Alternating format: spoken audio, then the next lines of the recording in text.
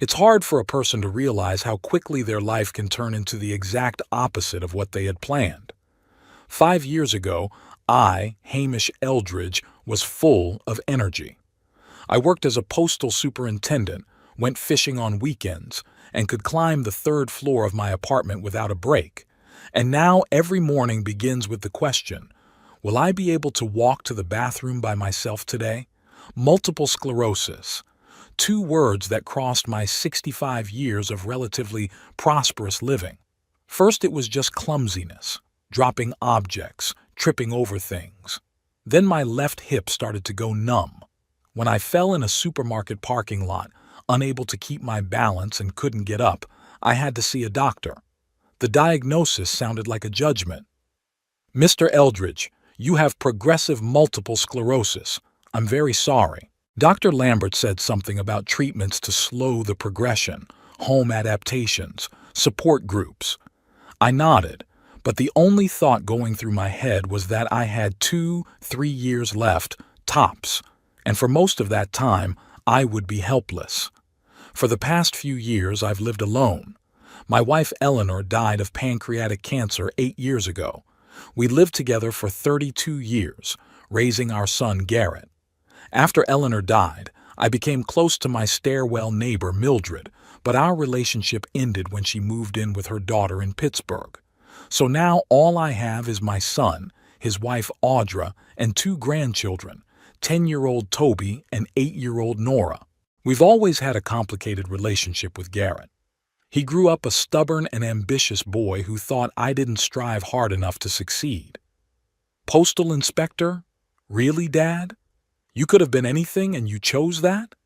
He never realized that I had found my place, that I loved my job, loved interacting with people, helping solve their problems.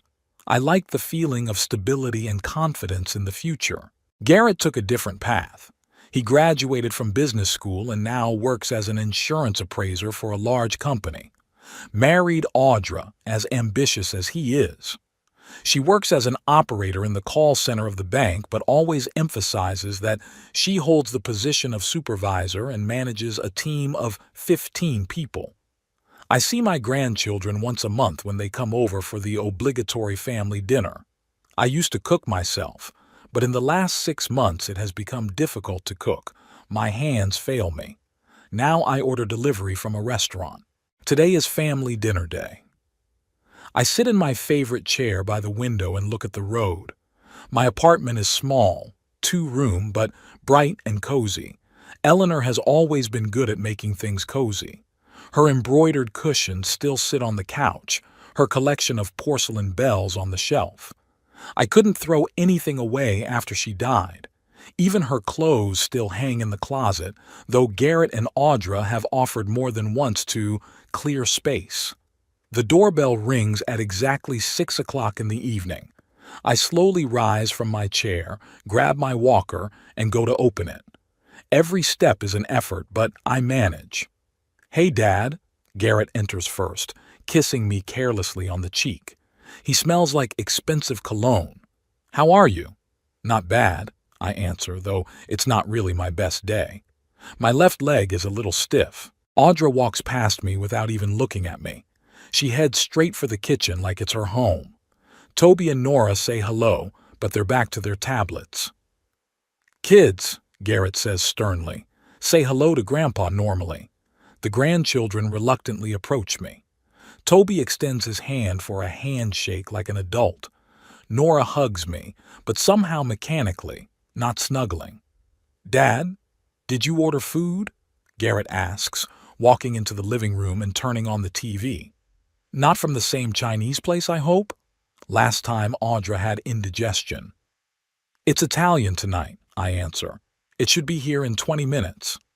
"Italian?" Audra comes back from the kitchen with a disgruntled look. "Garrett, you know I'm on a no-carb diet right now. What am I going to eat?" Garrett shrugs his shoulders. "Dad just didn't think of it. It's okay. There's probably salads in there. I really didn't think. Audra changes diets all the time. It's impossible to keep track. Last month she went dairy-free. The month before, that she went gluten-free." "I'm sorry, Audra, I say. I can call and add a big salad to the order. No need, she waves me off. I'll eat at home. The tone of her voice makes it clear that I've made an unforgivable mistake. I sit in my chair for the next 20 minutes, listening to Garrett and Audra talk about their summer vacation plans. They want to go to the coast, rent a house for 2 weeks. The grandchildren still sit silently, staring at their screens. When the food arrives, Garrett pays, though I try to reach for my wallet. "Come on, Dad," he says with a slight condescension. "I know your pension isn't rubber." That's true.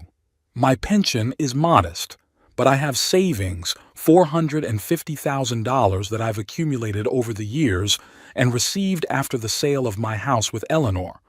I moved into this apartment after she died. Why would I need a big house all by myself? Garrett doesn't know about the savings.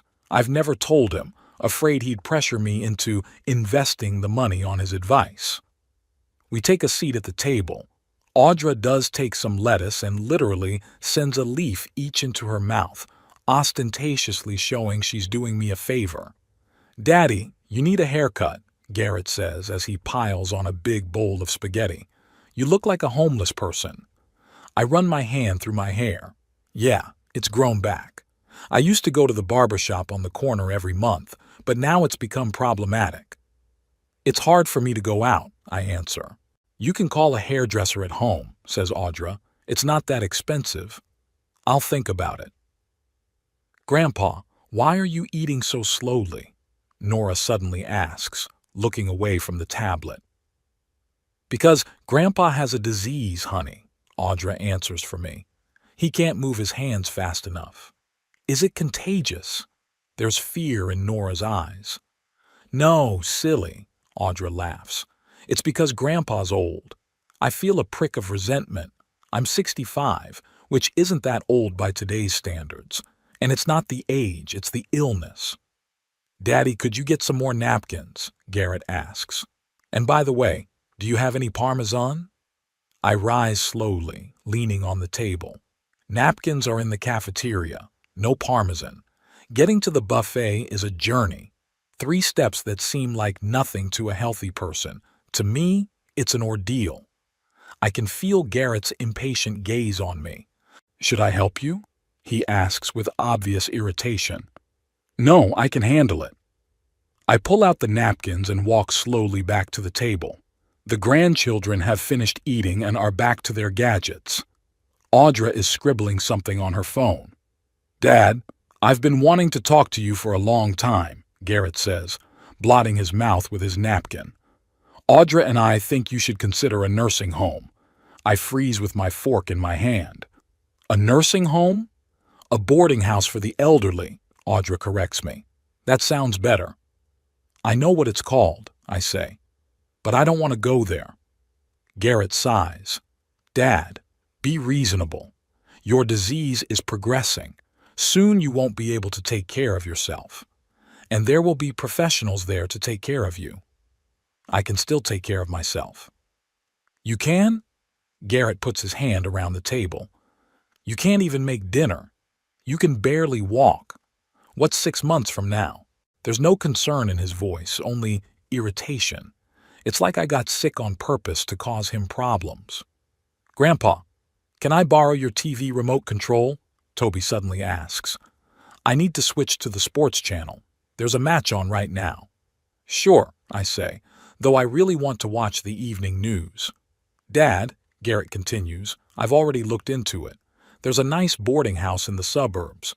It's not the cheapest, but it's decent. Your pension would be enough if you sold the apartment." "I won't sell the apartment," I say firmly, "and I won't go to a boarding house." "Why are you always so stubborn?" Garrett raises his voice. "Have you thought about us? Audra and I work full time. We have kids. We can't take care of you all the time. I'm not asking you to look after me. Who will? Have you hired a nurse? No. Then we'll have to do it eventually, or pay someone, and that's expensive." Audra puts her hand on Garrett's shoulder. "Honey, don't be nervous. Your father just hasn't fully realized the situation yet." She turns to me with a fake smile. Hamish, we're worried about you. You'll be better off in boarding school. There's companionship, entertainment, medical care. Grandpa, bring me some water, please, Nora asks, keeping her eyes on the tablet. Nora, Audra pulls her back. Grandpa is not a waiter. Go get your own water. But the tone in which she says it and the look she casts at me make it clear that that's what she thinks, that I'm a useless old man now, a burden to their family. Nora gets up reluctantly and goes into the kitchen. A moment later, her voice comes out. Mom, there are no clean glasses. Audra rolls her eyes and goes into the kitchen. I hear her say, God, Hamish has stopped watching the house. It's such a mess. My kitchen is perfect. It's just that yesterday I couldn't reach the top shelf to put clean glasses in, so I left them in the dishwasher. When Audra returns, she looks at me with undisguised pity. Hamish, you do realize this is only going to get worse, right? Did the doctor explain the prognosis to you? Yes, he did. I'm trying to keep calm. And I'm well aware of my situation. Then why are you being so stubborn? She's throwing up her hands. It's for your own good. Grandfather, Toby intervenes, is it true that soon you won't be able to walk at all? Toby, Garrett shouts at him. Don't say that. But you told Mommy yourself that Grandpa will soon be a vegetable, Toby replies innocently. There is silence. Garrett blushes. Audra averts her eyes. I feel something snap inside, like a vegetable. That's how they see me. I think you should go, I say quietly. It's late. The kids have school tomorrow. Dad, that's not what Toby meant. Garrett starts to defend himself. It's okay. I try to smile, but I'm not sure I'm doing it. I'm just tired. They pack up quickly, almost with relief. Audra glances at the remaining food. Should we clear the table? No need, I'll do it myself. Suit yourself, she shrugs and nudges the children toward the exit. Garrett lingers on the doorstep. Dad, you think about what I said. It really is the best option. I nod, just to make him leave faster. As the door closes, I slowly walk back to the table and sit down. I don't have the energy to clean off the table. I just sit and stare at the unfinished pasta, at the scattered napkins, at the sauce stain Toby left on the tablecloth. Like a vegetable. The words roll around in my head. My own son thinks that about me, and maybe he's right. In a year or two, I really will be completely helpless. And then what? The boarding house Garrett is talking about is the last thing I want. I've seen places like that. It smells like medicine and loneliness. It's a place where people live out, not in. But what's my alternative? Hire a caregiver? Full-time. That's expensive. My pension won't cover it. Sell the apartment. But then where would I go? And then it hits me. I've got some savings. $450,000. I always thought I'd leave it to Garrett when I died. But what if I used it now? What if I offered Garrett that money on the condition that he buy a house near me? A house with room for me? I could live with them, help pay the bills. They'd take care of me these last year or two. It's a smart decision, I think. Garrett would get most of the inheritance in my lifetime, and I'd get the care of a family instead of the cold walls of a boarding house. I can even hire a visiting nurse for part of the day so I won't be a total burden to them. I rise slowly and walk over to the secretary where all my papers are kept. I pull out a bank statement showing the amount of money in the account. Yes, $450,000. Enough for a nice house in our neighborhood. Garrett will be happy. He's been wanting to move out of his cramped apartment for a long time. I'll call him tomorrow and explain everything. I'm sure he'll agree. Money changes people, and maybe this money will change Garrett's attitude toward me. Maybe he'll even stop seeing me as a useless old man, a burden, a man who will soon be like a vegetable. With that thought, I finally find the strength to clear the table and go to bed. Tomorrow will be a new day and a new decision. The morning was surprisingly good. I woke up without the usual stiffness in my joints, managed to get to the bathroom on my own, and even made myself some scrambled eggs for breakfast. Days like this are a real gift with my disease. Doctors call it remission when the symptoms temporarily recede. I call it a small miracle and try to make the most of every minute. As I sat at the kitchen table, slowly chewing my scrambled eggs, I replayed in my head the conversation from last night and my decision of the night. In the light of morning, it seemed even more right. $450,000 was a chance for Garrett to get his own house, and for me to avoid the boarding house. After all, this is my family. Despite yesterday's humiliation, despite the words about vegetable, I believed that deep down my son cared about me. I picked up the phone and dialed Garrett's number. He never calls me on his own. I always have to take the initiative. "Dad?" He sounded surprised. "Is something wrong?" "No, nothing's wrong." I tried to sound cheerful. "I'd like to talk to you about something important. Could you come over today?" "Tonight?" He was clearly hesitating. "Audra and I have plans tonight. We wanted to look at houses in the suburbs." "It won't take long." I tried to hide my disappointment. "And this is really important, Garrett." A pause. I could almost see him rolling his eyes and sighing silently. "Okay," he said finally. "I can stop by on my lunch hour, around 1 o'clock in the afternoon, but I'll only have half an hour." "Thanks, son." I didn't bother to remind him that his office was a 20-minute drive from my apartment. Half an hour to drive and talk. Not too generous, but better than nothing. After the call, I felt an unprecedented surge of energy. I pulled my best sweater out of the closet, a dark blue wool sweater, a gift from Eleanor for our last birthday together. She'd always said that color suited me. Then I slowly but thoroughly cleaned the apartment. I dusted the bookshelves, arranged the cushions on the couch, even managed to vacuum the living room carpet, though it took 3 rest breaks. I wanted Garrett to see that I was still capable of keeping the house in order. At exactly 1 o'clock in the afternoon, the doorbell rang. Garrett was punctual as always. "Hi, Dad," he came in hurriedly, taking off his coat as he went. "What's the emergency? Something with your health?" "No," I shook my head. "I'm in good health as usual. Come in, sit down. Would you like some coffee?" "No, thanks, I don't have much time." He sat down on the edge of the couch without taking off his jacket. "What was so important you wanted to discuss?" I slowly lowered myself into my chair across from him. My prepared speech suddenly seemed out of place. I decided to be blunt. "Garrett, I have some savings. $450,000. His eyebrows went up. $450,000? From where?" "It's the money from the sale of the house, plus what my mom and I have been saving all our lives. I kept it in a separate account." "And you never talked about it?" He sounded somewhere between surprised and reproachful. "There was no reason to," I shrugged. "But now I've decided I want to give it to you." "Me?"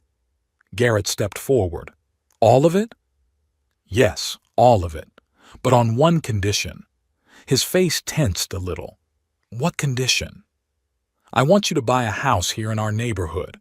A house with room for me. I could live with you, help pay the bills, and you could take care of me these last few years." Garrett leaned back on the couch. His face became impenetrable. "Are you suggesting we move to Frankfurt and live with you?" "Yes," I nodded. $450,000 would be enough for a nice house in this neighborhood. A 3 or 4 bedroom. You and Audra would have your own half. The kids would have their own rooms, and I'd have a small bedroom and maybe an office. I can even hire a caregiver for part of the day, so I won't be a total burden to you." Garrett was silent, looking somewhere past me. I could see the gears in his head turning, calculating the gains and losses. "It's an unexpected offer, Dad," he said finally. "I need to discuss it with Audra." "Sure," I smiled. "Discuss it. But I'd like to hear your personal opinion now." He ran his hand through his hair, a gesture I knew from his childhood. It's what he always did when he was nervous or unsure. "Well, It's a very generous offer, he said slowly. And of course, 450,000 is a substantial sum. Audra and I have wanted a house of our own for a long time. But I felt a but coming next. But I'm not sure that Frankfurt is the place we'd like to live. There are no good schools for children here. My work is a long way away. There are fine schools here, I objected. You went to them yourself. That was 25 years ago, Dad. Things are different now. I felt the disappointment building inside me. I'd expected Garrett to be excited about my offer, and he was making excuses. 450,000, Garrett, I repeated. That's money you'll never be able to save on your own, and all I ask in return is that you live with me for these last year or two. He got up, went to the window, stood there looking out at the street. All right, he said at last, turning to me. I'll discuss it with Audra.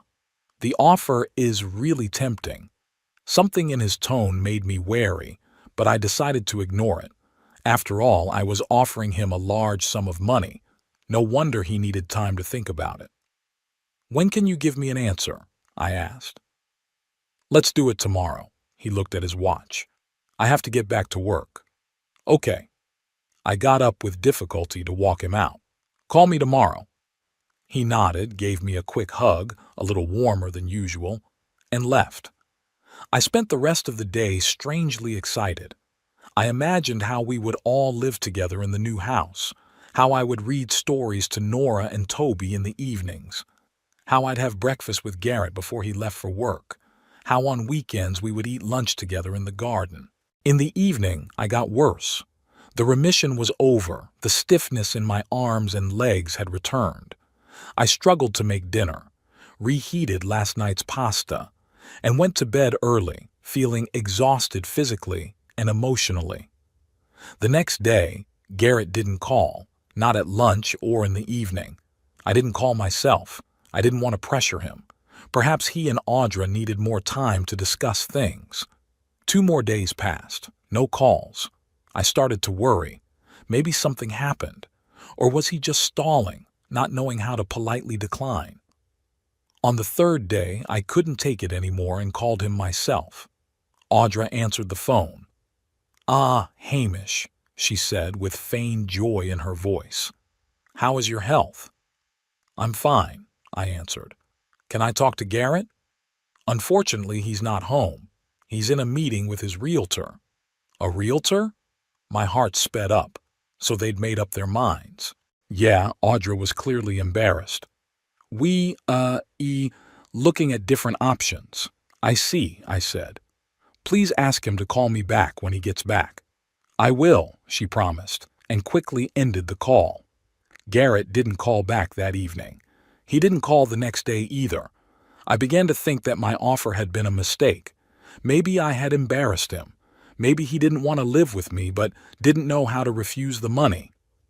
On the 4th day, I decided to take a different course of action. I called my neighbor, Doris Willoughby. She's 82 years old, lives across the hall, and we often help each other. "Doris," I said when she picked up the phone, "could you help me? I need to go to the bank, but today's not a good day for traveling on my own." "Sure, Hamish," she said cheerfully. "I was just about to go for a walk. Fresh air is good for the joints, my doctor says." Doris is an energetic woman despite her age and arthritis. She drives an old Ford and still does her own shopping. Half an hour later, we were on our way to the bank. At the bank, I checked the account and made sure the money was there. Doris was waiting for me in the lobby, and when I came out, she suggested, "Why don't we stop at Starbucks?" My treat. They're having some kind of promotion on a new kind of coffee today. I agreed, even though I usually avoid coffee shops. The Starbucks was in a shopping center near the bank. Doris and I were walking slowly down the aisle between the stores when I suddenly heard a familiar voice. Garrett. He was sitting at a table in a small cafe, his back to me, talking to some man in a business suit. "Doris," I paused, "do you mind if we go to that cafe over there instead of Starbucks?" "Of course not," she shrugged. "It's even less crowded." We walked into the cafe and sat down at a table not far from Garrett. He was so engrossed in the conversation that he didn't notice us. I listened. "A really great offer," the man in the suit said, spreading out some papers on the table. 3 bedrooms, a living room overlooking the ocean, a terrace, a small garden. And the price is very reasonable for the location. It looks beautiful. Garrett looked at the pictures. Audra will love that kitchen with the island. And the kids will love that it's only a 5-minute walk to the beach. He smiled. And the school is close by, one of the best in the area. I froze. A house by the ocean, but we were talking about a house here in Frankfurt. "So when do you plan to move?" a man asked, apparently a realtor. "As soon as we close the deal," Garrett answered. "I think within a month to a month and a half." "Is your current house for sale?" "No, we're living in a rented apartment." Garrett sipped his coffee. "But we have the money for a down payment. Or rather, we'd have it soon." I could feel the blood rushing to my face. They were planning to use my money to buy a house by the ocean. "What about your father?" the realtor suddenly asked, and I froze. "You said he was sick and needed care." Garrett sighed. "Yes, that's true. But we found a good boarding house for him here in Frankfurt. Sunnylands. You may have heard of it?" "No, I haven't." The realtor shook his head. "But I'm sure if you've chosen it, it's a good deal." "More than acceptable," Garrett nodded. "And most importantly, the staff is trained to work with people with progressive illnesses. My father has multiple sclerosis, and he needs professional care." "I understand," the realtor nodded sympathetically. "It's the right thing to do. You can't be torn between work, family, and caring for your sick father." "Exactly." Garrett was clearly pleased with the understanding. "And besides, Dad himself insisted that we use the money to buy our dream house. He wants us to be happy." It took my breath away. It was an outright lie. I never said anything like that. "Here's your tea, Hamish." Doris placed a cup in front of me. "And I got us blueberry tarts. I hope you don't mind." I could hardly speak. I was shaking with anger and frustration. "Thank you, Doris," I said. "But, I suddenly felt sick. Could you take me home?" By some miracle, we managed to leave the cafe unnoticed. Garrett was too absorbed in discussing the details of the deal to notice his father, whom he had so easily betrayed. I didn't say a word the whole way home. Doris tried to make conversation, but she quickly realized I wasn't in the mood, so she shut up too. She drove me home, helped me up to the apartment, and offered to stay with me, seeing my condition, but I refused. I needed to be alone. When the door closed behind Doris, I sank into the chair and covered my face with my hands. How could I have been so naive? How could I have believed that Garrett and Audra would actually agree to live with me, to take care of me? Their whole plan was clear now. They were going to take my money, buy a house by the ocean, and put me in a boarding house. The very boarding house I'd been so reluctant to go to, and Garrett wasn't even afraid to lie to the realtor that I'd insisted on it. I was reminded of what Eleanor said. She'd always said Garrett was too much like my father, just as selfish and calculating. I'd always defended my son, saying he was just ambitious, driven, that he'd grow up and be more caring, that it's just his character, a bit callous but kind at heart. I could see now that Eleanor was right. Garrett would never change. He'll always think only of himself and his family. I'm just a burden to him that needs to be put somewhere else so it doesn't interfere with his happy life by the ocean. The phone rang, interrupting my bitter musings. I looked at the screen. Garrett. Apparently he'd come home and seen the missed call from me. Or maybe he'd finally decided to tell me about his decision. I didn't answer. I needed time to decide what to do next. And the decision came almost immediately, crystal clear and simple. I wouldn't give Garrett a dime. Not for the ocean house, not for anything. It was money I'd been saving all my life, and it would stay mine. I picked up my phone and dialed the bank's number, asking to be connected to my manager. "Mr. Eldridge, what can I do for you?" he asked. I want to block the ability to transfer funds from my account, I said firmly. I had recently considered transferring a large sum of money to my son, but now I've changed my mind. I want to make sure that no money leaves my account without my personal presence at the bank. After talking to the bank manager, I felt a strange calmness. I now knew that my money was safe, that Garrett couldn't access it without my knowledge. It gave me a sense of control, a rare feeling in my current life, where control over my own body was slipping away with each passing day. I spent the evening reading, trying not to think about my son's betrayal. The book, a historical novel about 18th century warfare, wasn't very engaging, but at least it distracted me from my gloomy thoughts. The phone rang a few more times. All Garrett's. I didn't pick it up. I wasn't ready to talk. Or rather, I didn't want to give away my plans ahead of time. The next morning, I woke up to the insistent ringing of the doorbell. The clock read 9 o'clock in the morning. Who could have come so early? I struggled to get out of bed, grabbed my walker, and slowly made my way to the door. The bell rang again, more insistently. I'm coming, I mumbled, even though I knew I couldn't be heard at the door. I opened the door and saw Garrett.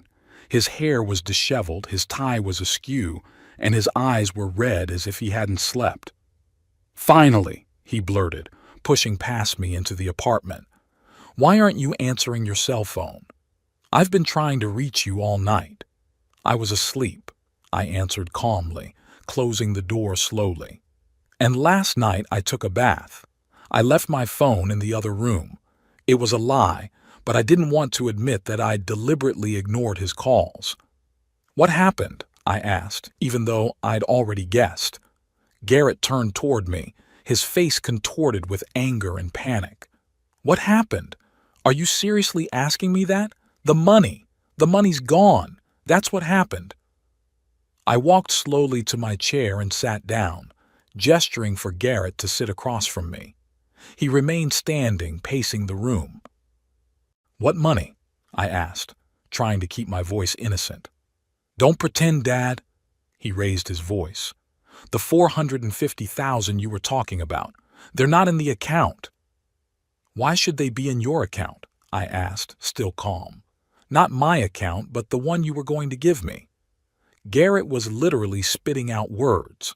I went to the bank yesterday to find out the details of the transfer, and the manager said there was no money, that the account was empty. I didn't expect him to go to the bank so quickly. Apparently, after his meeting with the realtor, he decided not to waste any time. He was in a hurry to secure his loot. The account is not empty, I said calmly. The money's there. You just can't access it. Garrett stopped half-stepping, staring at me. What do you mean I can't access it? It means I've changed my mind. I looked him straight in the eye. I'm not giving you that money. You're... what? It was like he couldn't believe his ears. But we had a deal. You offered. I offered on a certain condition, I reminded him. You were supposed to buy a house here in Frankfurt with room for me. But instead, you're going to buy a house on the ocean and put me in a boarding house. Garrett turned pale. His mouth opened and closed like a beached fish. Where did you... he started, but I interrupted. I saw you yesterday, at a coffee shop at the mall, with a realtor. I was sitting at the table next to you, and I heard the whole conversation. He ran his hand through his hair, the same nervous gesture I knew so well. Dad, you've got it all wrong, he began, but his voice sounded unconvincing even to himself. Misunderstood? I grinned. I heard you talking about the ocean house, about it being a 5-minute walk to the beach, about the beautiful kitchen for Audra, and about you finding a place for me at Sunnyvale. What exactly did I misunderstand? It was just a preliminary conversation. Garrett tried to get out of it. We're looking at different options. And yes, one of them is a house by the ocean, but... And the interesting thing is, I continued, ignoring his excuses, you told the realtor that I insisted that you buy the house of your dreams, that I wanted you to be happy. When did I ever say that, Garrett? He slumped down on the couch, suddenly losing all his energy. Dad, look, he began in a different tone. I know how this looks, but we were really thinking of your good. The facilities at Sunnyvale are excellent. Professional medical staff. You'll be better off there than with us. Better for who? I asked. For me or for you? For everyone, Garrett said. You know your disease is progressing. Soon you won't be able to walk at all. You'll need constant care. Audra and I work full-time. Who will be with you? Who's going to help you with the basics? I could hire a caregiver for part of the day, I reminded her. I talked about that. A part-time caregiver isn't going to solve the problem, Garrett shook his head. A boarding house would take care of you 24 hours a day. And there's socializing, other people your age. People my age? I felt the anger boiling up inside me again. I'm 65 years old, Garrett. That's not that old by today's standards. The average age of patients at Sunnyvale is 85. There are no people my age there. You're picking on words, Garrett was getting annoyed. The point is that you need professional care, and a boarding house is the best place for that. You know what I think? I leaned forward as far as my body would allow. I think it's just convenient for you and Audra to get rid of me. Stuff me in a boarding house and go to the ocean with my money, and come back once a month for a formal visit to ease your conscience. That's not fair. Garrett jumped up. We care about you. We want the best for you. If you cared about me, you would respect my wishes, I said firmly. And I made it clear that I don't want to go to a boarding house. I want to spend the last years of my life with my family, not among strangers who smell of drugs and despair. You're being dramatic, Garrett shook his head. Modern boarding houses aren't what you think they are. I've been to Sunnylands, I said. 3 years ago, I visited George Parker, a former colleague of mine. I know how things work there. Sterile, impersonal, and smells of disinfectants and old age. Garrett was silent, apparently not knowing what to say. Finally, he changed tactics. All right, have it your way, he said with feigned resignation. We'll buy a house here in Frankfurt. You'll live with us. We'll take care of you. Is that what you want? I looked at him for a long moment. His eyes were running, not meeting mine. His hands rubbed the edge of his jacket. He was lying. He just wanted the money and thought he could fool me again. No, Garrett, I said calmly. I've changed my mind. I'm not giving you that money, not under any circumstances. His face contorted with anger. The mask of the caring son had fallen away. You can't do this, he shouted. You suggested it. You can't just change your mind. I can, I shrugged. It's my money. I earned it. I can use it however I want. We were about to make a deal. He was running around the room. We've put down a deposit. That's your problem, I said. I didn't ask you to put down a deposit, and I didn't promise you the money unconditionally. He was panting with rage. You set this whole thing up on purpose, didn't you? Lured me in with an offer of money and then you turned me down? Is this some kind of twisted revenge? Why would I want revenge on you, Garrett? I asked, genuinely surprised. Because I'm not living the life you want me to live. For not following in your footsteps. For not becoming a postal worker like you. I shook my head. He still didn't understand. I never wanted you to follow in my footsteps, I said quietly. I wanted you to be happy, to do what you like, and I'm proud of what you've accomplished. But I'm disappointed in the kind of man you've become. What kind of man? He squinted. A man who lies to his own father. A man who discusses how to get rid of his parent like he's a piece of junk. A man who speaks of his father as a vegetable. Garrett shuddered. He remembered that ill-fated family dinner and Toby's words. It was just a figure of speech, he muttered. No, Garrett, I shook my head. It was what you really think it was. And you know what the saddest part is? You could have just told me the truth, that you didn't want to live with me, that you and Audra dream of a house by the ocean. I would have understood. I might even have helped you with the money, not the whole amount, but something. But you decided to go the way of lies and manipulation." Garrett was silent, staring at the floor. Finally, he looked up. "And now what?" he asked hoarsely. "Nothing now," I answered. "You go home. You explain to Audra that there'll be no money. Cancel the deal, lose the deposit. Life will go on. And you? What will you do?" "I'll find another solution to my problem," I said. "Don't worry about it." "Don't worry about it?" He's starting to freak out again. "You just robbed us of a chance at a better life. You deceived us, gave us hope, and then took it away."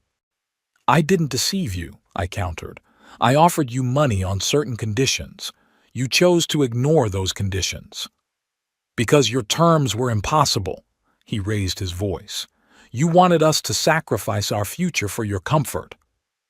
"I wanted you to give me the last 2 years of my life," I said quietly. 2 years, Garrett. After the 32 years your mother and I have devoted to you." He averted his eyes but then looked at me again with challenge. "Don't try to push pity. I didn't ask you to give birth to me. It was your decision, not mine. I felt something shatter inside. This was no longer my son. He was a stranger, a cold man for whom family was just a burden." "I think you should leave," I said calmly. "Oh, now you're kicking me out?" He grinned. "That's fine. You know what? I'm gonna leave. I'm not coming back. And I'm not bringing the kids. Let them remember you as you are now, not as a helpless old man who can't even go to the bathroom by himself." His words hurt more than he realized. To deprive me of my grandchildren was cruel, but I didn't let it get to me. "It's your decision," I said. "I won't force you or the children to visit me. And don't think I'm going to take care of you when you get worse," he continued, clearly hoping to hurt me more. "You chose to be alone, so live with it." "I can handle it," I said simply. "Don't worry about me." "Oh, I'm not going to." He grabbed his coat. "You don't exist to me anymore." With those words, he walked out, slamming the door loudly. I remained sitting in the chair, staring at the closed door. Strangely, I felt no grief or regret, only fatigue and some strange relief, as if the heavy weight I'd been carrying for years had finally fallen from my shoulders. I knew Garrett had said it in anger, that maybe he'd cool down and change his mind, that maybe we'd make up again. But deep down, I knew that our relationship would never be the same. Something had finally broken. And it wasn't the money. Money only exposed something that had existed for a long time, the lack of real, sincere love between us. I slowly got up from the chair and went to the kitchen. I poured myself a cup of tea and sat by the window, looking out at the street. Life went on. People were hurrying about their business, unaware of the little family drama playing out in the apartment on the 3rd floor. I had to think about the future, how to go on living without family support, how to organize my care as my illness progressed, how to manage my money. And then I remembered the picture on the bookshelf. Me, Vernon, and his daughter Evelyn. I wonder how she's doing now. Maybe I should give her a call, invite her in for a cup of tea, just to talk about books, about life, not offer money and a deal. That would be rude and disrespectful, just to re-establish contact, to see how she was doing. I sipped my tea and looked at my phone. The call could wait until tomorrow. Today, I felt exhausted. The emotional strain had exhausted me as much as the physical activity. I spent the entire day at home reading and thinking. The phone was silent. Neither Garrett nor Audra called. I didn't expect them to call, but still every time I walked past the phone, I involuntarily glanced at the screen. That evening came a text from Nora. "Grandpa, do you really not want to see us anymore?" My heart clenched. Garrett had already managed to turn the kids against me. I replied, "Nora, honey, I'm always happy to see you and Toby. Daddy and I have a little misunderstanding, but it has nothing to do with you. I love you and always will." There was no reply. Most likely, Garrett or Audra had seen my message and forbade Nora from responding.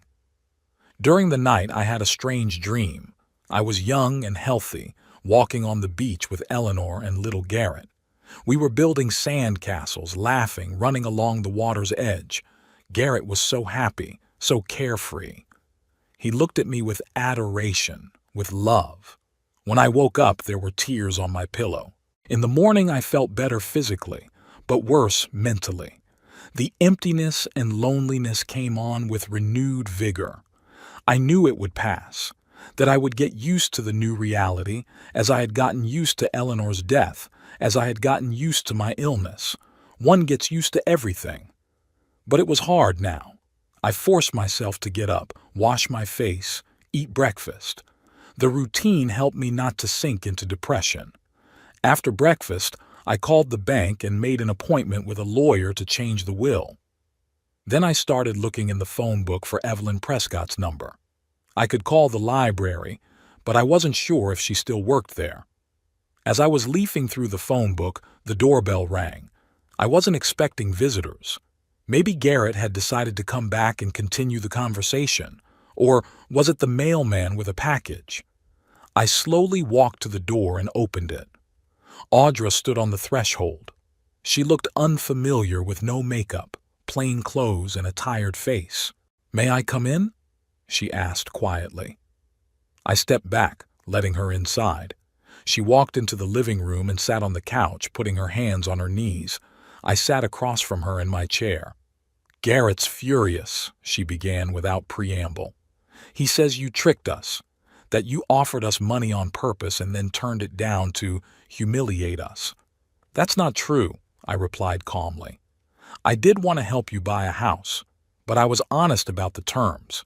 The house had to be here in Frankfurt, and there had to be room for me in it." "But why here?" she asked, and there was genuine incomprehension in her voice. "Frankfurt isn't a great neighborhood. The schools are mediocre, the infrastructure is outdated. Why are you so attached to this place?" "Because it's my life," I answered. "I know every street, every store. My few friends live here.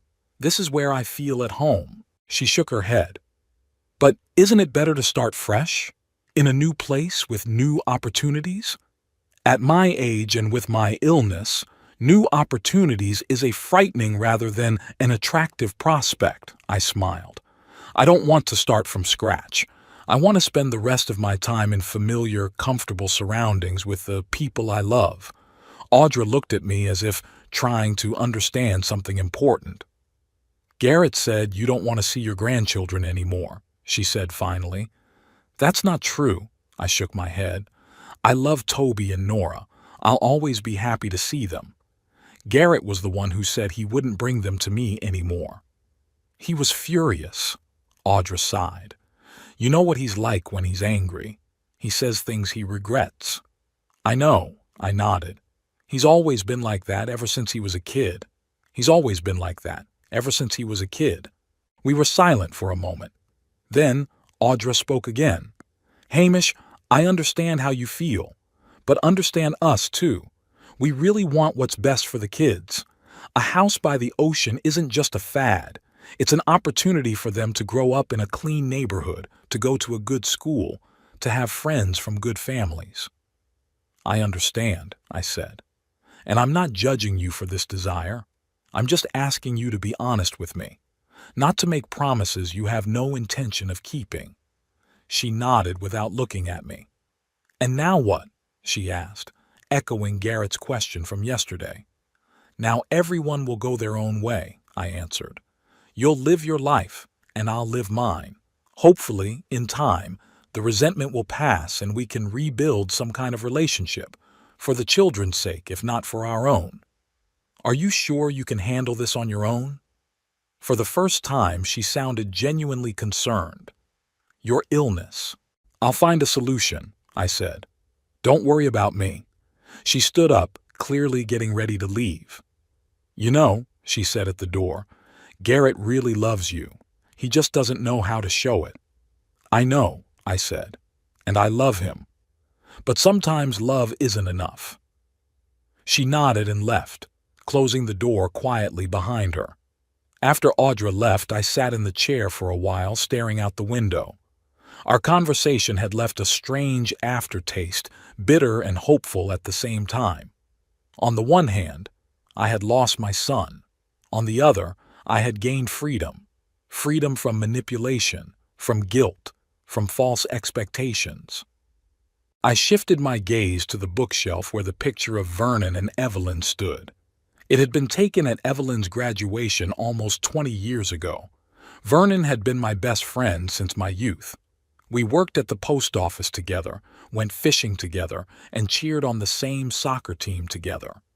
He died 3 years ago of a heart attack, suddenly and unexpectedly.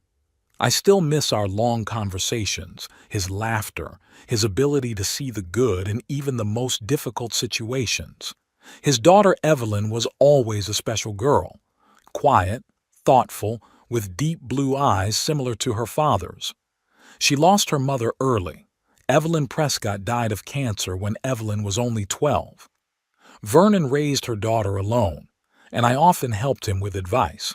After all, I had experience as a father, albeit not a successful one as it turned out. Evelyn grew up a well-read, intelligent girl. She graduated with a degree in library science and got a job at the Frankfurt City Library. We often met there when I came in to get new books. She always found something interesting for me, something I might not have chosen myself, but which turned out to be exactly what I needed to read at that moment. She and I shared a love of classic literature. We could spend hours discussing Dickens and Tolstoy, Hemingway and Fitzgerald. She always surprised me with the depth of her understanding, her unusual interpretations of familiar texts. She was interesting to talk to, a rare quality in our time. After Vernon's death, Evelyn and I saw each other at the funeral and then a few times at the library. But my illness progressed. It became increasingly difficult to get out, and gradually our communication fell off. The last time I saw her was probably a year and a half ago when she helped me carry a bag of books home. I remember that at that time she looked gaunt and tired. When I asked her if she was okay, she brushed it off, saying it was just a lot of work. But Vernon had once told me that after a failed marriage, Evelyn had debts. Her ex-husband wasn't the most honest man, and working in a library, for all its intellectual value, never brought much money. I wondered how she was doing now. I picked up my cell phone and started looking for her number. I had an old one, written down while Vernon was still alive, but I wasn't sure if it was still valid. I had to give it a try. I dialed the number and listened to the beeps with some excitement. 1, 2, 3. On the fourth ring, the phone was picked up. Hello? A woman's voice sounded wary. Evelyn? I asked. It's Hamish Eldridge, a friend of your father's. Do you remember me? A pause. Then the voice warmed noticeably. Mr. Eldridge, of course I remember you. How are you? I haven't seen you in the library for a long time. Unfortunately, my health doesn't allow me to go out as often as I used to, I answered, but I miss our literary conversations. I do too, she said with sincerity. You were one of the few visitors with whom you could actually talk about books, not just discuss the latest gossip. We talked a bit about literature, about the latest books we'd read. Then I decided to ask a more personal question. Evelyn, how are you doing? In general, I mean. Work, life? She sighed.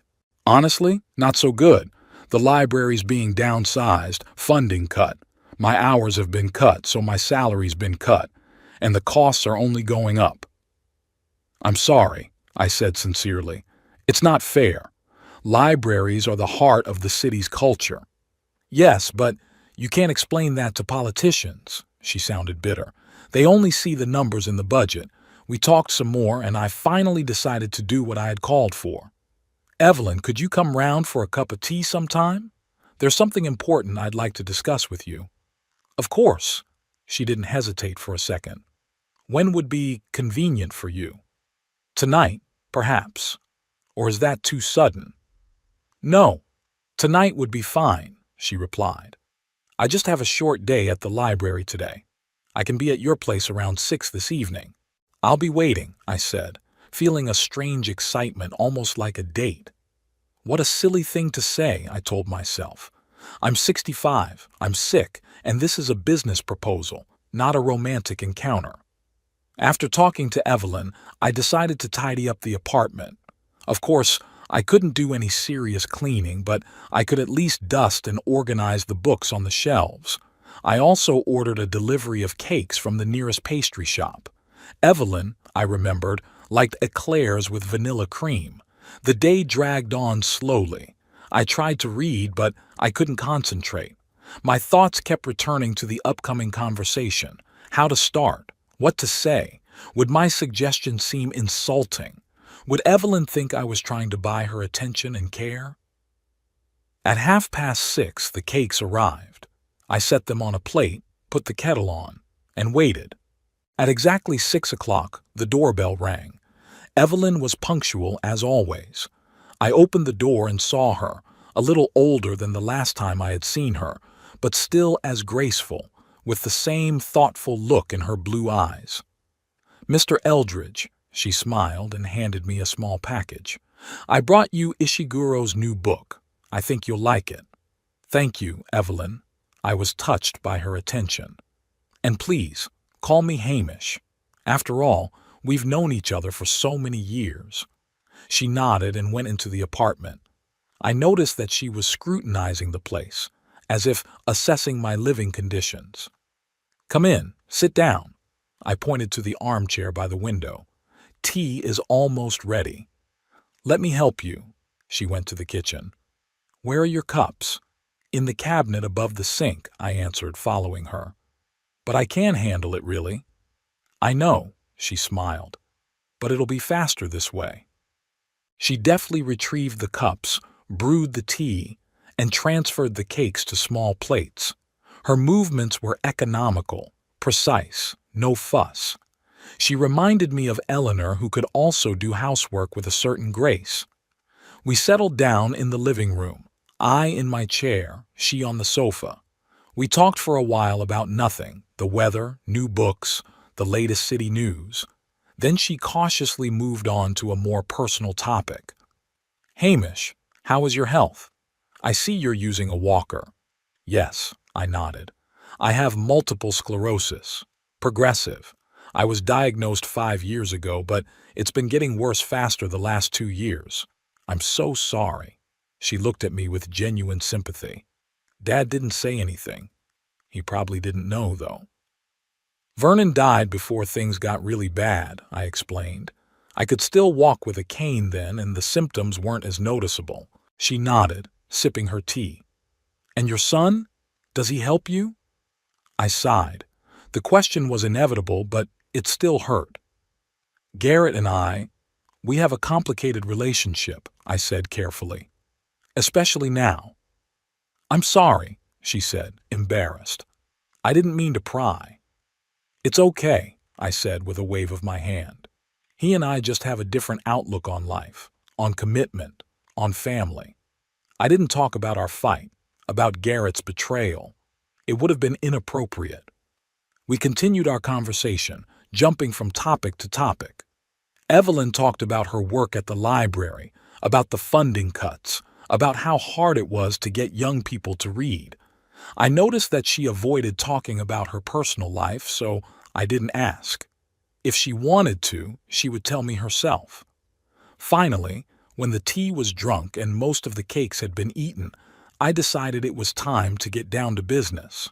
Evelyn, I began, gathering my thoughts, I didn't invite you here just for the sake of a pleasant conversation, though I have missed our talks. She looked at me carefully, waiting for me to continue. I have a business proposition for you, I said bluntly. A rather unusual one, but I hope it's interesting to you. I'm listening.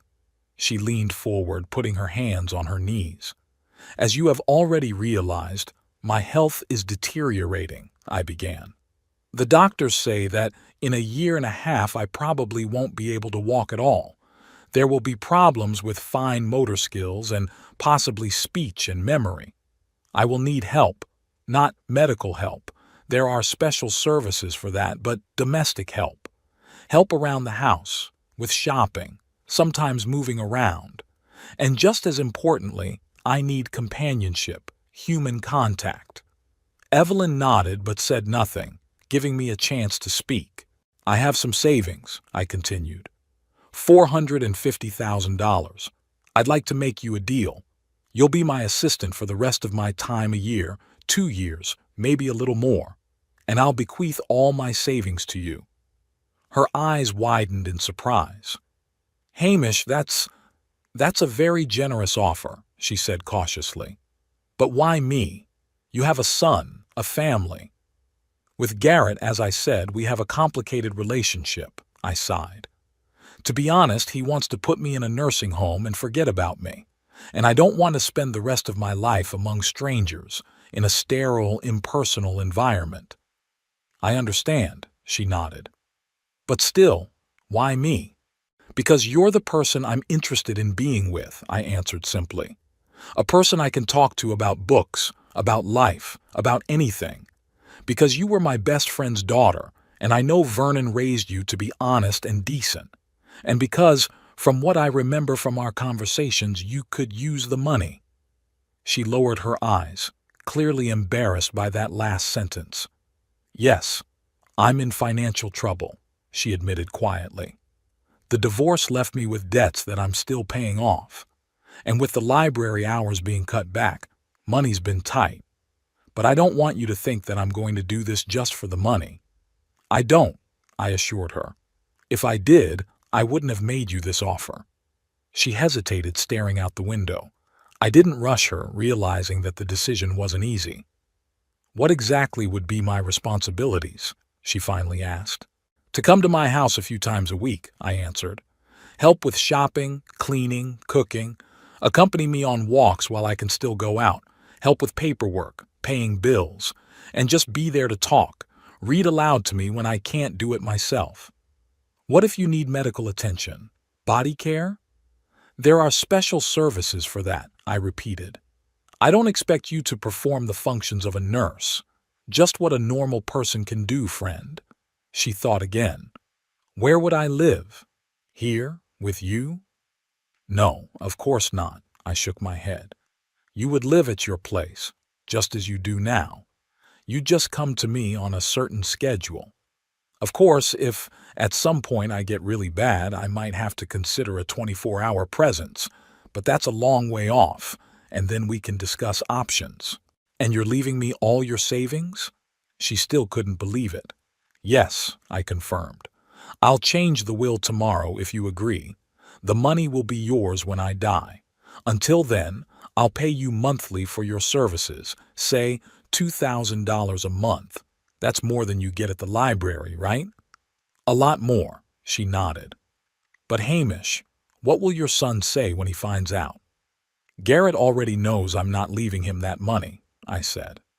He won't be happy, of course, but it's my decision and there's nothing he can do about it. Evelyn looked at me carefully. Are you sure it's what you want? You won't regret it later? I'm absolutely sure, I said firmly. This is money I've been saving all my life. I want it to go to the man who will make my last years dignified and comfortable, not someone who sees me only as a burden. She was silent again, and I could see that she was really thinking seriously about my proposal, weighing the pros and cons. I need time to think about it, she said at last. It's a very serious decision. Of course, I agreed. I understand. How much time do you need? Give me until tomorrow, she asked. I'll call you tomorrow night and give you an answer. Okay, I nodded. That's reasonable. We talked some more about little things and soon she left, promising to call tomorrow. I closed the door behind her and returned to my chair feeling oddly relieved. I'd made the offer, expressed what I wanted to say. Now the decision was up to Evelyn. I spent the evening thinking, was I doing the right thing? Had I been too hasty in proposing? Should I have thought of other options? But the more I thought about it, the more I was convinced that this was the best solution. Evelyn was exactly the person I wanted to spend the time I had left with. Intelligent, well-read, calm. A person who wouldn't look at me with pity or disgust when my condition worsened. The next day, I took a cab to the bank. The meeting with the lawyer was quick and businesslike. I changed my will, naming Evelyn Prescott as the sole heir to all my savings. The lawyer explained that the will could be contested by Garrett as my direct heir, but that he had little chance of success if I was of sound mind and memory at the time the document was drawn up. "Don't worry, Mr. Eldridge," the lawyer assured me. "Your right to dispose of your property is protected by law. If your son decided to contest the will, he would have to prove that you were incapacitated or under duress, which, from our conversation, was clearly not the case." I returned home feeling that I had taken an important step. Now I had to wait for Evelyn's decision. She called at exactly 7 o'clock that evening, as promised. I picked up the phone with some trepidation. "Hamish?" Her voice sounded firm. "I've been thinking about your proposal." "I?" I held my breath. "I agree," she said simply. "But I'd like to discuss some details." "Of course." Relief came over me in a warm wave. "Come over whenever it's convenient for you." "I can come by tomorrow after work," she offered. "I'll have a list of questions I'd like to clear up." "Great," I agreed. "I'll be waiting." After the conversation, I felt the tension of the last few days finally let go. A solution had been found. A plan had been made. The future no longer looked so bleak and hopeless. The next day, Evelyn came in with a notebook in which she had written down a whole list of questions.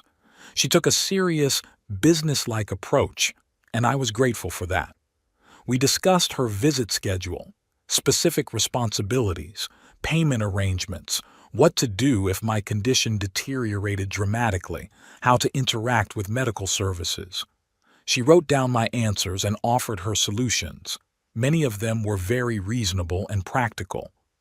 "I think we should have a written agreement," she suggested at the end, "so that everything is clear and understandable for both of us, and so that your son has no reason to challenge our arrangements." "I agree," I nodded. "That makes sense." "And," she looked at me seriously, "I want you to know that I'm not doing this just for the money. Yes, it's important to me, and I'm not being hypocritical. But more importantly, you were my father's best friend. He always spoke of you with great respect and warmth, and I'm glad I can do something for you in return." I was touched by her words. "Thank you, Evelyn," I said. "It means a lot to me." We decided that she would start coming to see me in 2 days, on Mondays, Wednesdays, and Fridays, from 2 to 6 in the afternoon. The rest of the time I could manage on my own or call for help over the phone if the need arose. As my condition worsened, we would adjust the schedule. When Evelyn left, I felt a warmth spill over into my soul. For the first time in a long time, I wasn't afraid of the future. I knew that there would be someone who would take care of me, not out of obligation or money, but because he really cared. I picked up my phone and dialed Garrett's number. I don't know why I did it. Maybe I wanted to share my decision, or maybe I just wanted to hear his voice, or maybe to give him another chance. He didn't answer. The phone went to voicemail after the 5th beep. I didn't bother leaving a message. What could I say? "Hey, son, I just disinherited you in favor of my late friend's daughter?" That would have been cruel and pointless. I put the phone down and walked to the window.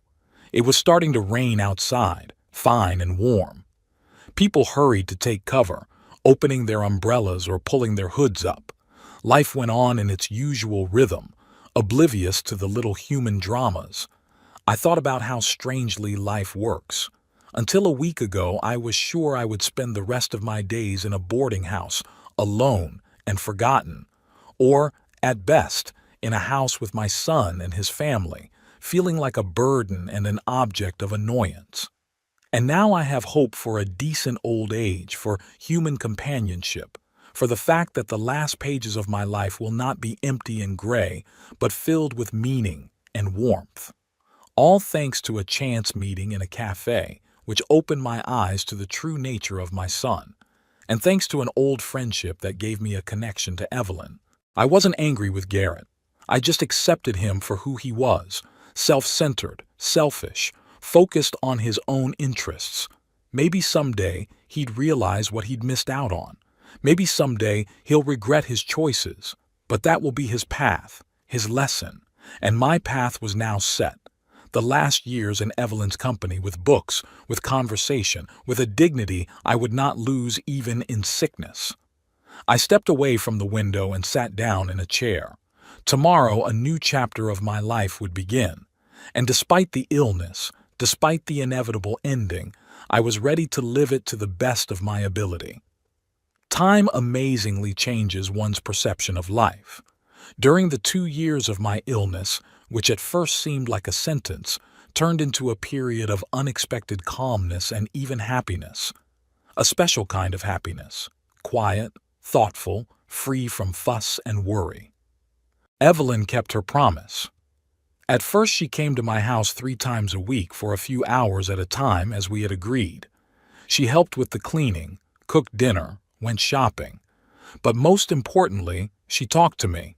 About books, about life, about her observations and thoughts. I didn't feel like a patient or a ward. I felt like a friend, an interlocutor, a person whose opinion was interesting and important. After about 6 months of our meetings, my condition deteriorated noticeably. I was almost unable to walk on my own and needed help with even the simplest activities. Then Evelyn herself offered to move in with me. "Hamish," she said one day as she helped me take my medication, "I think I should move in with you. 3 days a week isn't enough. You need constant help." I tried to object, saying it was too big a sacrifice on her part, that she was young and should have her own life. But she was adamant. "My apartment is rented anyway, and the rent goes up every month," she explained practically. "And here you have a spare room. I'll be able to spend more time with you, and it'll be easier for both of us.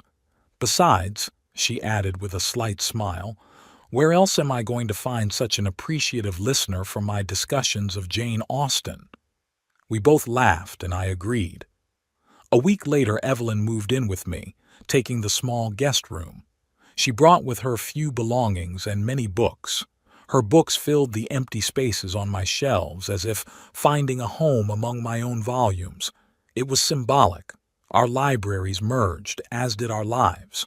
I noticed immediately how the atmosphere in the apartment changed. It was full of life.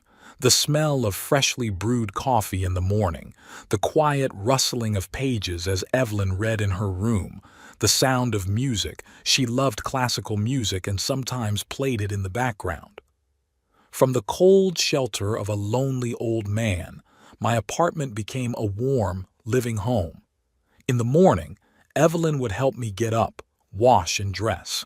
Then she would prepare breakfast, usually oatmeal with fruit or scrambled eggs.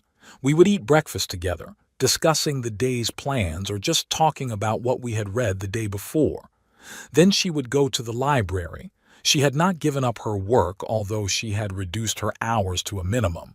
I would stay alone, reading or looking out the window, sometimes dozing off. In the evening, she often read aloud to me. When my eyesight became too weak to read on my own, it was a real lifesaver.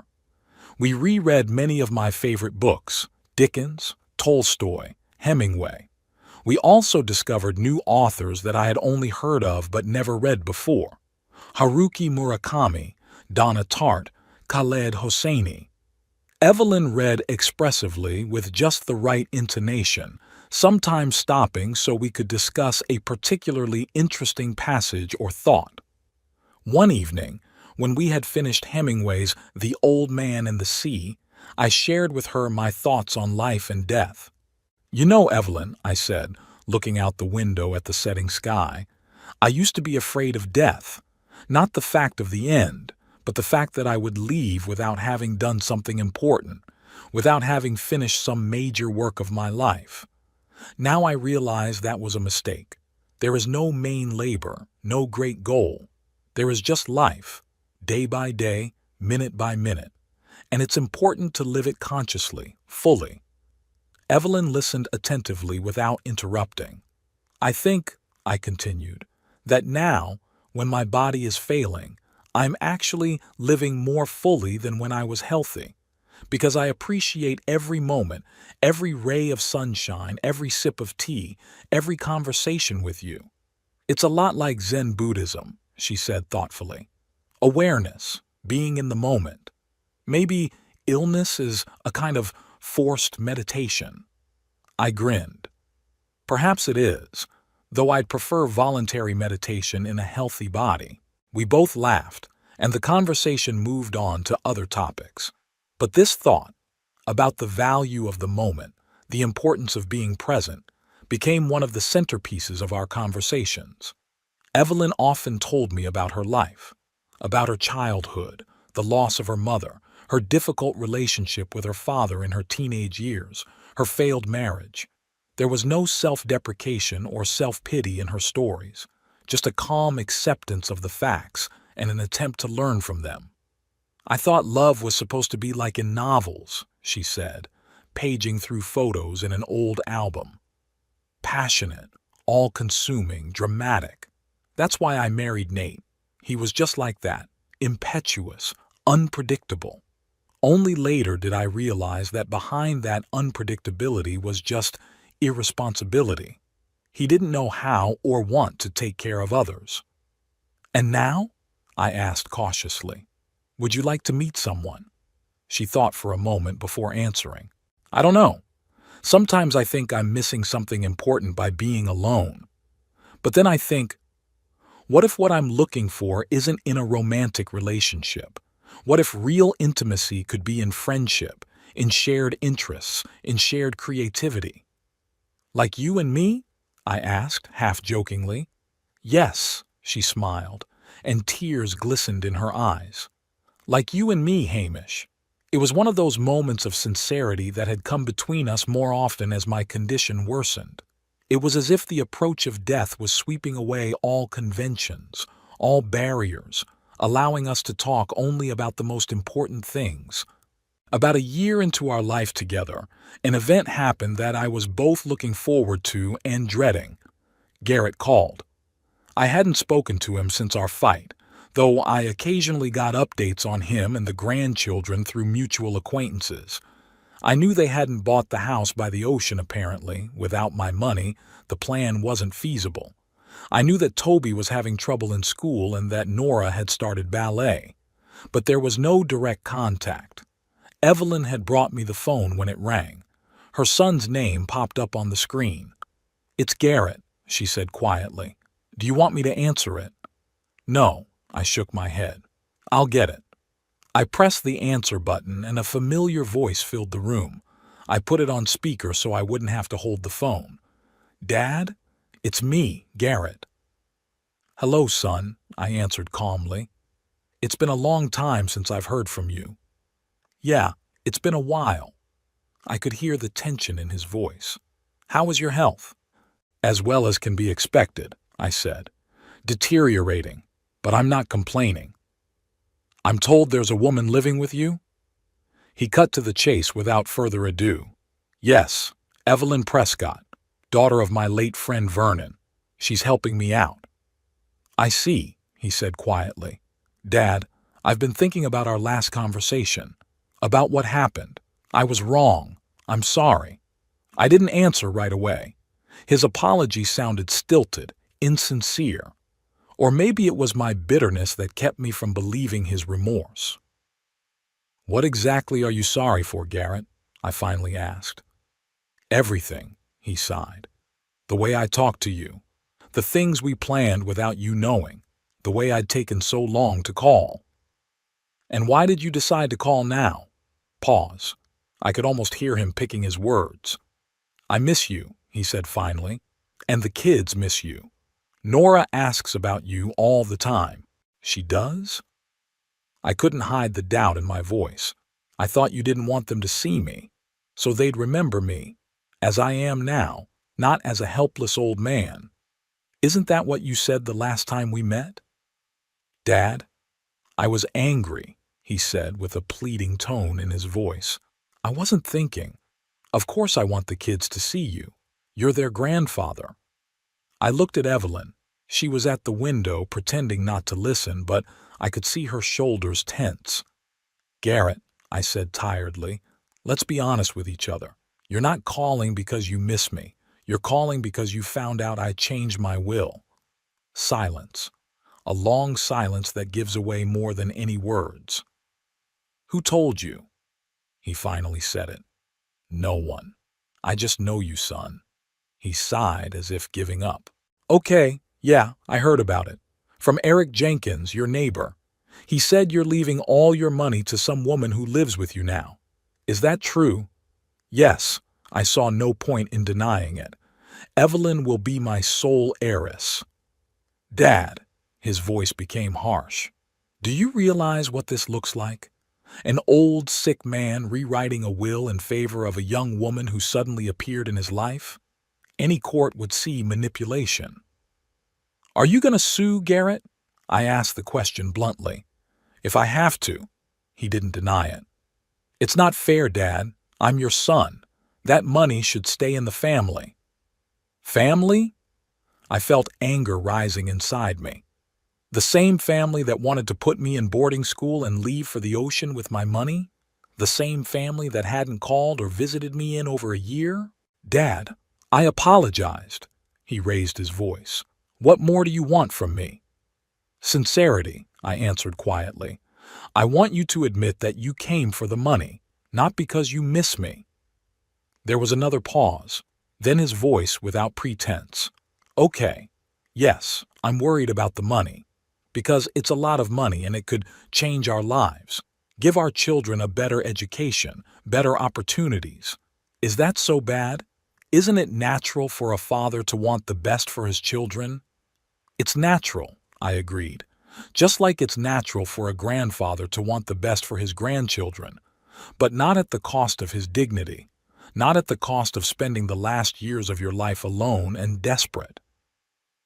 We could visit you, he said quickly, regularly, every weekend. You could move in with us. Garrett, I interrupted him, that's enough. We both know those are empty words. You're only coming now that you know about the money. If it wasn't for it, you wouldn't have called. That's not true, he was almost shouting. Prove it, I said calmly. Come and visit. No money talk, no trying to talk me into changing my will. Just like a son to his father. Bring the children. Let's restore relations not for the sake of the inheritance, but for our own sake. He didn't say a word. I could almost hear the gears turning in his head, trying to find a way out of the trap he'd put himself in. Yeah, I can't anytime soon, he finally said. Audra and I are on a very tight schedule, and the kids have class. I see, I sighed. Then we have nothing more to talk about, Garrett. I'm not changing the will. Evelyn took care of me when you couldn't take care of me. She deserved that money not as payment for services, but as recognition of her kindness and humanity. Dad, wait, he sounded almost desperate. Let's not be in a hurry. Maybe we could meet on neutral ground, a cafe or a restaurant. Garrett, I hardly ever leave the house anymore, I reminded him. It's hard for me to get around. Well then. He hesitated. Then I'll be there. Next week. Saturday. Okay, I agreed, though I didn't believe he'd come. Saturday at 2 o'clock in the afternoon. I'll be waiting. We said goodbye, and I hung up. Evelyn turned to me, worry in her eyes. Are you all right? She asked quietly. Yes, I smiled weakly. Just tired. Is he coming on Saturday? I doubt it. I shook my head. But even if he does, it won't change anything. My decision remains the same. Evelyn nodded and squeezed my hand gently. You know, she said thoughtfully, sometimes I think about my father, how we used to fight when I was a teenager, how I blamed him for all my problems, and how later, as I got older, I realized that he was doing the best he could, given the circumstances. Maybe your son will realize that someday. Maybe, I didn't argue. But I'll never see it again. Saturday came, but Garrett didn't show up. Didn't call, didn't send a text apologizing. He just didn't show up. I wasn't surprised, but I still felt a pang of disappointment. Not so much because of my son. I didn't expect much from him anymore, but because of the grandchildren. I missed Toby and Nora, their childlike directness, their questions and laughter, but apparently they were not destined to be part of the finale of my story. As time went on, my condition continued to deteriorate. By the end of my second year with Evelyn, I could hardly get out of bed. My arms wouldn't listen, my speech became slurred. Only my consciousness remained clear, so clear that sometimes it seemed like a curse. I understood everything, realized everything, but I could do nothing about my own body, which betrayed me day after day. Evelyn was around all the time. She had left her job at the library, partly because I needed constant care, partly because funding had finally been cut and her position had been reduced. Now she devoted all her time to taking care of me, feeding me from a spoon when I could no longer hold cutlery, helped with hygiene when I was no longer able to control my natural functions, read aloud to me when my sight was almost completely gone. Never, not once did I see disgust or pity in her eyes, only calm acceptance, only a desire to help. She treated me with the same respect she had spoken to me with when I could still sit in a chair and hold a cup of tea. And it was a real gift to die with my dignity intact. One morning, as she wiped my face with a damp towel, I caught her eye and tried to smile. "Thank you," I whispered with difficulty, "for everything." She realized I didn't just mean this particular care. "You're welcome, Hamish," she said softly. "You've done just as much for me." "How?" I was genuinely surprised. "What could I have done for you in this condition?" She hesitated, choosing her words. "You gave me purpose," she said at last. "Meaning, a sense that I was needed, that I was doing something important. And you became my family, the family I hadn't had since my father died." I felt tears come to my eyes. She gently wiped them away. "You know," she continued, sitting down beside me on the edge of the bed, "when you first offered me this deal, I accepted it mostly for the money. I was desperate, my debts were mounting, my work was getting scarce. But very quickly the money faded into the background. I realized that I was getting something much more valuable, the opportunity to be around a wise, kind man, to learn from you, to listen to your stories, to see life through your eyes. I wanted to respond, to tell her how much she meant to me, but the words wouldn't come. I just looked at her, hoping my eyes would convey what my lips couldn't. She understood. She leaned over and kissed my forehead. "I know, Hamish. I love you too. I've been thinking a lot about my life these past weeks, about what I've done and what I haven't done, about my successes and my mistakes, about the people I've loved and the people who've loved me. I've thought about Eleanor, my wife, who left before me, about how we dreamed of growing old together, sitting on the porch of our house, watching the sunset, holding hands. Fate had decreed otherwise, but I was grateful for the 32 years we had, for every day by her side. I thought of Vernon, my best friend, with whom we'd shared joys and sorrows, fishing and beer, talking politics and sports, about how strangely life works. His daughter now taking care of me in my final days. It's like a part of Vernon is still around me. I thought about Garrett, my son, about where I went wrong in raising him, what I did wrong. Maybe I was too soft, or maybe I was too demanding. Maybe he was just born that way, selfish, self-centered. I didn't know the answers to these questions.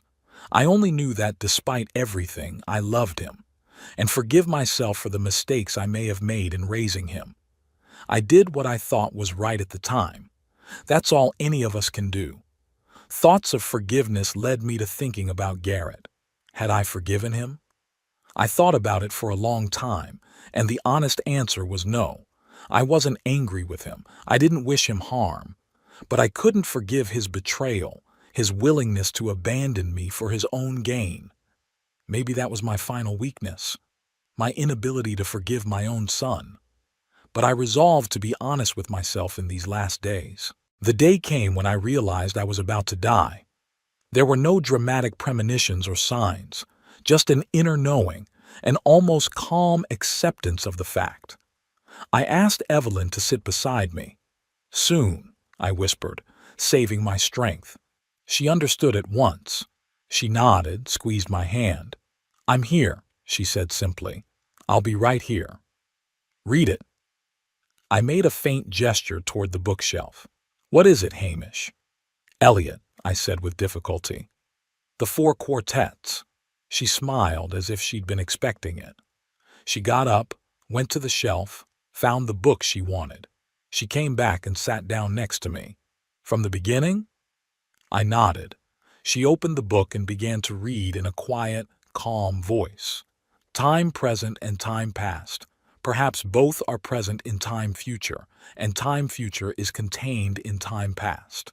I closed my eyes, letting the words envelop me, penetrating to my very core. They were exactly the words I wanted to hear in my last hours. About time, about memory, about the meaning of life and death. Evelyn read, stopping occasionally for a break or a drink of water. She read all day, with breaks when I dozed off, and continued reading when I woke up in the evening, feeling my strength finally leaving me. "And all shall be well, and all shall be well, and everything shall be well."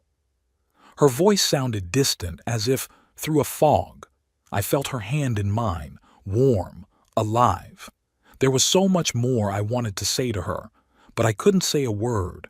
Just stared at her, trying to convey with my gaze all the gratitude, all the love I felt. She leaned toward me, and I saw tears in her eyes. "It's okay, Hamish," she whispered. "You can go now.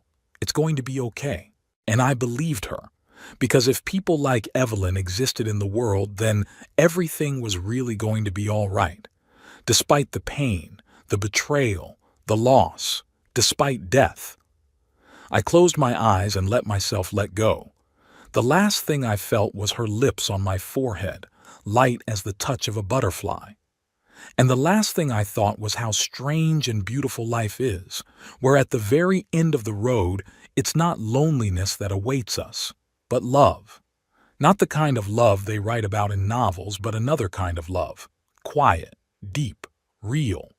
A love that does not demand and does not ask, but simply exists.